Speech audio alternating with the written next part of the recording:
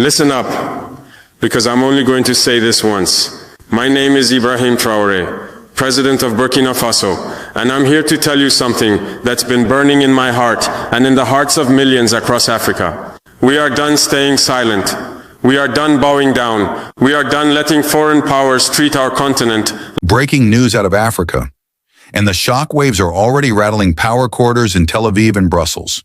Tonight, we uncover the move by Burkina Faso's President Ibrahim Traoré that caught Israeli Prime Minister Benjamin Netanyahu off guard and sent European Union diplomats into emergency meetings. Is this the start of a geopolitical earthquake or a masterstroke that could rewrite Africa's position on the world stage? Stay with us, because what I'm about to reveal is more than just politics. It's about Africa's rise, shifting alliances, and the end of old power games. And you won't believe who Traoré is teaming up with next. Just 48 hours ago, in a move that no intelligence agency seemed to predict, President Ibrahim Traoré stood before an audience in Ouagadougou and made an announcement that instantly drew international attention. On the surface, it sounded like a simple declaration: a new strategic alliance, an economic initiative, and a diplomatic pivot. But underneath the headlines, it was a direct challenge to the way power has been balanced between Africa, the Middle East, and Europe for decades. Sources inside the Burkina government confirmed that the announcement came after months of secret meetings, not just with African leaders, but with unexpected partners in regions traditionally outside Africa's political orbit. If you think this is just about Burkina Faso's internal politics, think again. Because the moment Traoré's speech ended, Netanyahu's office placed a direct call to an EU crisis unit. And the reason why will make you question everything you thought you knew about African diplomacy. According to multiple diplomatic insiders, Traoré's announcement centered on a trade and defense framework that would effectively bypass long-standing Western-controlled financial and security channels. For Israel, this was alarming, not because of Burkina Faso's size, but because the framework involves shared intelligence, resource exchange, and infrastructure projects with partners that have historically had tense relations with the West. For the EU, the implications are even more dangerous. A united African economic bloc that no longer plays by the post-colonial rules could weaken European leverage over resource contracts, migration agreements, and trade routes. While the official line from Ouagadougou is that these discussions were transparent and in Africa's interest, our investigation has uncovered that a series of discrete meetings took place in neutral territories, including Istanbul, Doha, and an undisclosed location in West Africa.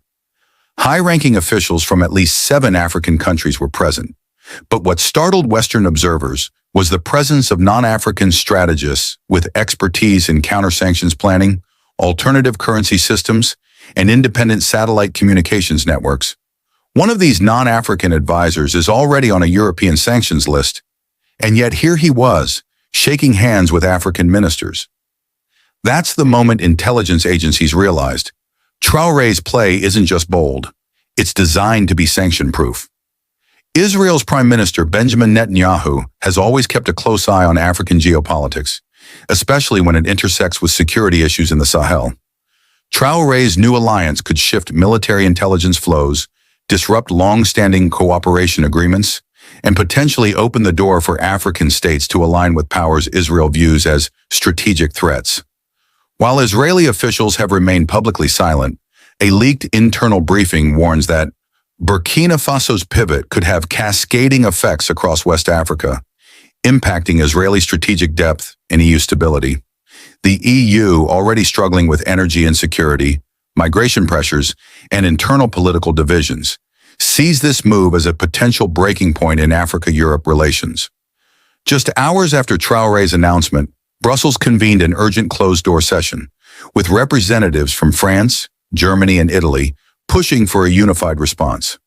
Our sources tell us that proposals on the table included reevaluating aid programs, fast-tracking new trade sanctions, and even leveraging IMF loan conditions to dissuade other African states from following Traoré's example.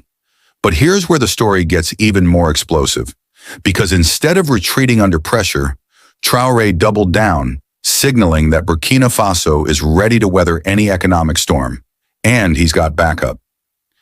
In the weeks leading up to the announcement, Burkina Faso secured new lines of credit from non-Western banks, entered talks with alternative energy suppliers, and began fast-tracking agricultural self-sufficiency programs.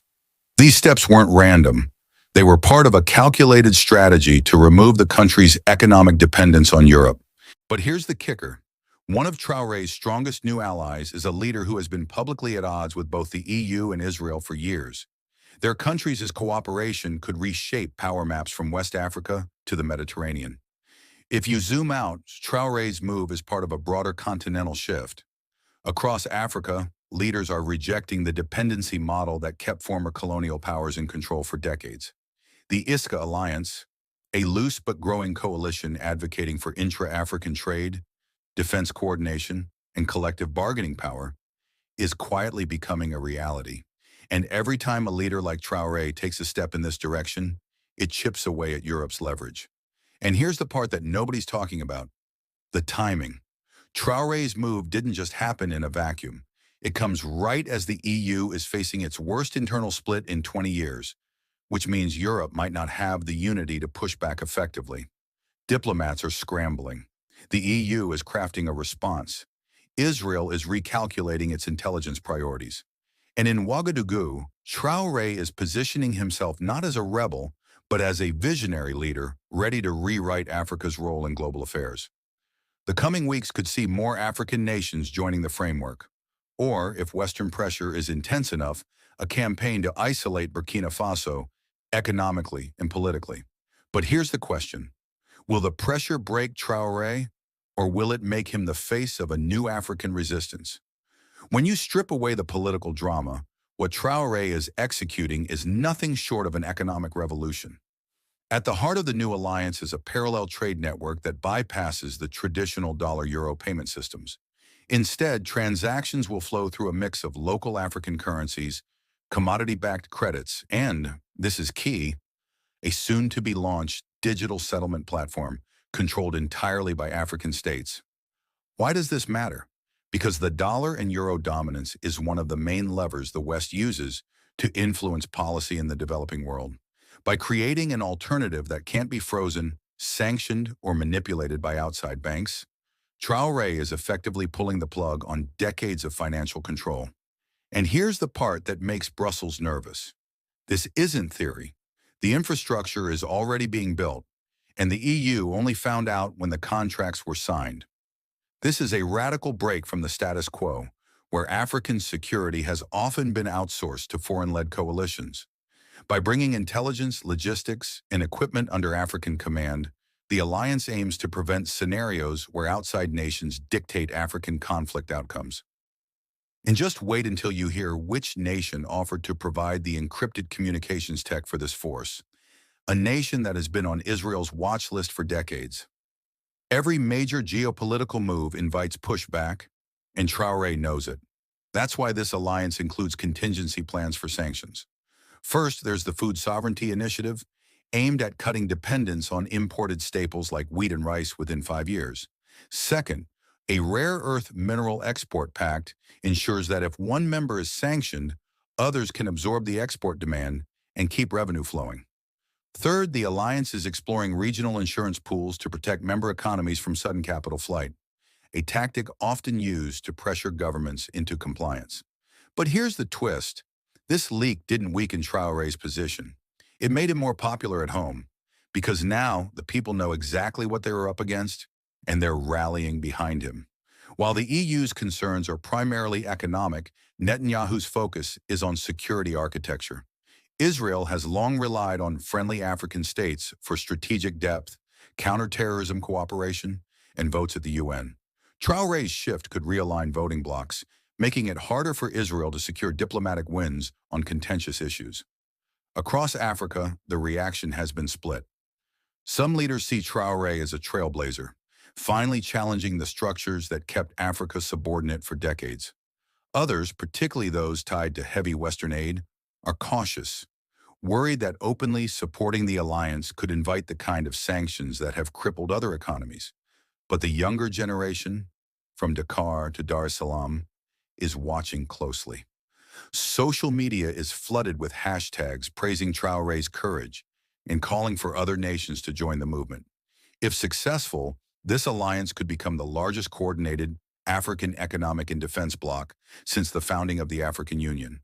And that's exactly why, behind closed doors, some Western officials are calling this the most dangerous geopolitical shift of the decade. Subscribe now, because this story is far from over. We're glad you're here.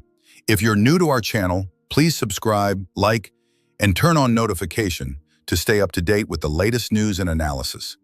Your support helps us reach more people. Disclaimer: the content of this video is based on credible, publicly available information and is intended for educational, analytical, and informational purposes only. African Spotlight 24 does not promote hate, violence, misinformation, or political unrest. Our goal is to deliver thoughtful insights, highlight local voices, and encourage informed conversations throughout Africa.